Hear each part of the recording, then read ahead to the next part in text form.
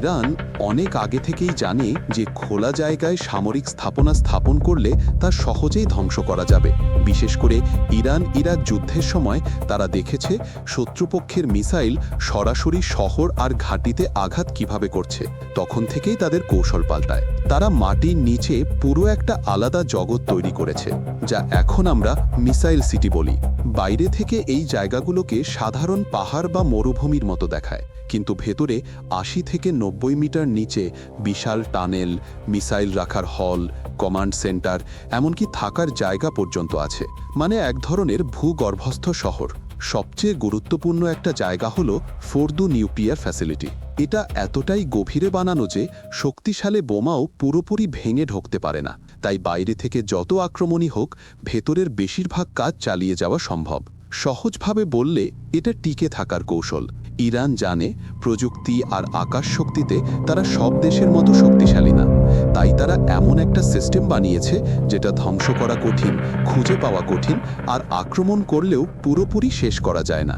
আর শুধু বাংকার না, দেশ জুড়ে ছড়িয়ে আছে অনেকগুলো মিসাইলের ঘাঁটি। এক জায়গা ধ্বংস হয়ে গেলেও অন্য জায়গা থেকে আবার শুরু করা যায়। এই ছড়িয়ে থাকা কৌশলটাই তাদের শক্তি।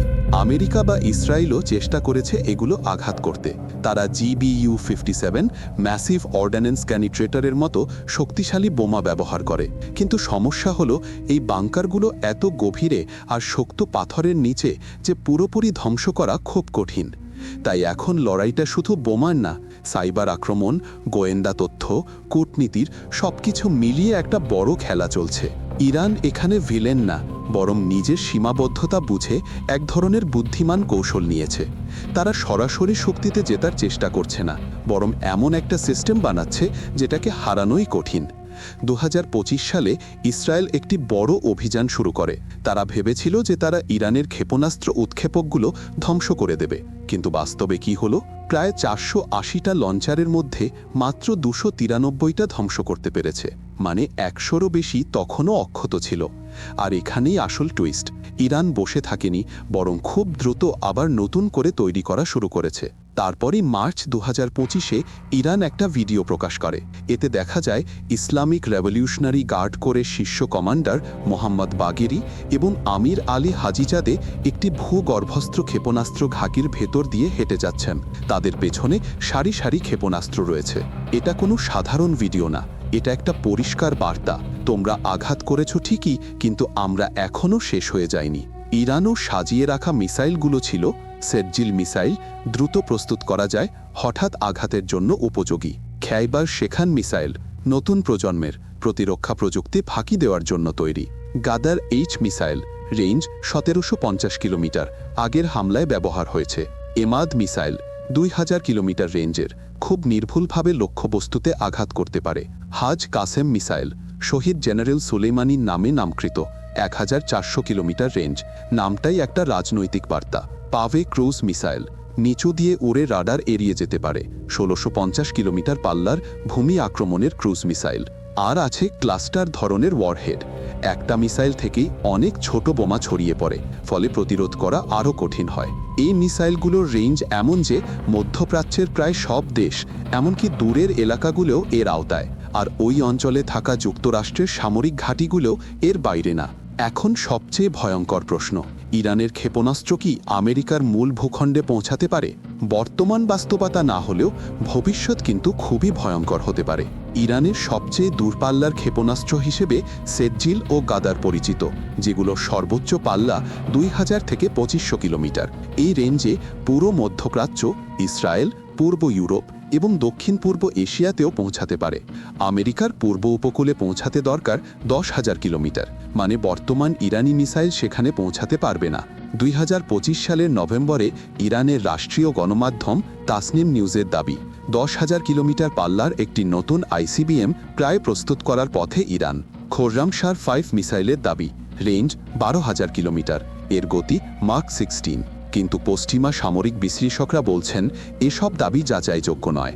একটি সত্যিকারের ICBM পরীক্ষার জন্য দরকার বহু পর্যায়ে রকেট বিচ্ছেদ, সফল বায়ুমণ্ডল পুনঃপ্রবেশ এবং আন্তর্মহাদেশীয় দূরত্বে নির্ভুলতা, যার কোনো নিশ্চিত প্রমাণ নেই।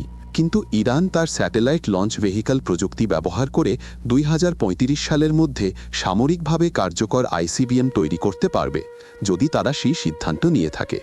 এই যদি শব্দটাই কূটনীতির আসল মাঠ, এবং এই সময় কূটনীতি সফল হতে পারবে কিনা এটাই আসল প্রশ্ন। তাছাড়া বোমা যেখানে ব্যর্থ, সেখানে সফল হয়েছে একটি কম্পিউটার ভাইরাস, স্টাক্সনেট। 2009 থেকে 2010 সালের মধ্যে একটি সাইবার অস্ত্র নাতানজে প্রায় 1000 সেন্ট্রিফিউজ ধ্বংস করেছে। কোনো বোমা নয়, কোনো বিমান নয়, শুধু একটি সফটওয়্যার কোড। সেন্ট্রিফিউজের নিয়ন্ত্রণ ব্যবস্থা হ্যাক করে সেগুলোকে নিজেকে ধ্বংস করতে বাধ্য করা হয়েছিল। 2018 সালে ইসরায়েলি গোয়েন্দা সংস্থা মোসাদ তেহরানের একটি গুদাম থেকে 55,000 পৃষ্ঠার ইরানি পারমাণবিক অস্ত্র নথি চুরি করে নিয়ে গেছে। এই নথি প্রকাশ করে যে ইরানের পারমাণবিক অস্ত্র ডিজাইন কর্মসূচির পরিধি কতটা বিশাল। মানব গোয়েন্দা তথ্য, হিউম্যান ইন্টেলিজেন্স, ঐতিহাসিকভাবে সবচেয়ে কার্যকর প্রমাণিত হয়েছে। ফোর্দোর আবিষ্কার নিজেই এর প্রমাণ। স্যাটেলাইট সংকেত বিশ্লেষণ করে মানুষ সঠিক তথ্যই পেয়েছিল, এবং 2015 সালের জেসিপিওএ কূটনীতি তা করে দেখিয়েছে, যা বোমা পারেনি। ফোর্দোকে গবেষণা কেন্দ্রে রূপান্তর করা, সেন্ট্রিফিউজগুলো সরিয়ে ফেলা, ক্যামেরা স্থাপন করা। তারপর 2018 সালে আমেরিকা চুক্তি থেকে বেরিয়ে যাওয়ার পর ইরান আবার তাদের গবেষণা শুরু করল।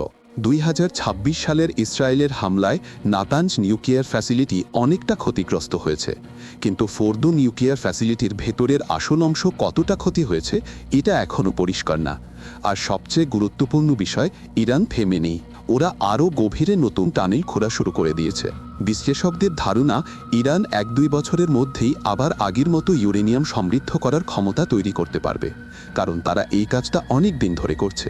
তাই আবার শুরু করা তাদের জন্য খুব কঠিন না। আর একটা বড় সমস্যা হলো ইউরেনিয়াম মজুদ।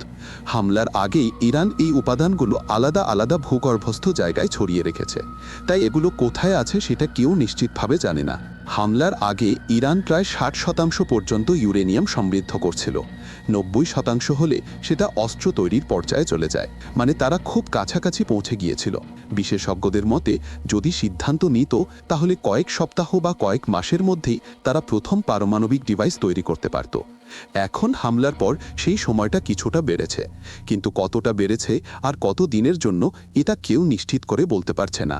বাস্তব সত্য কথা হলো, যন্ত্রপাতি ভেঙে ফেলা যায়, কিন্তু জ্ঞান ভেঙে ফেলা যায় না। ইরান গত 40 বছরে অনেক বিজ্ঞানী তৈরি করেছে, তাই ক্ষতি হলেও তারা আবার ফিরে আসার ক্ষমতা রাখে। আমাদের আজকের ভিডিওটি কেমন লেগেছে কমেন্টে আপনার মতামত জানাতে ভুলবেন না, এবং ভিডিওতে অবশ্যই লাইক দিবেন। আশা করছি দেখা হবে পরের ভিডিওতে। ততক্ষণ পর্যন্ত ভালো থাকবেন। আল্লাহ হাফেজ।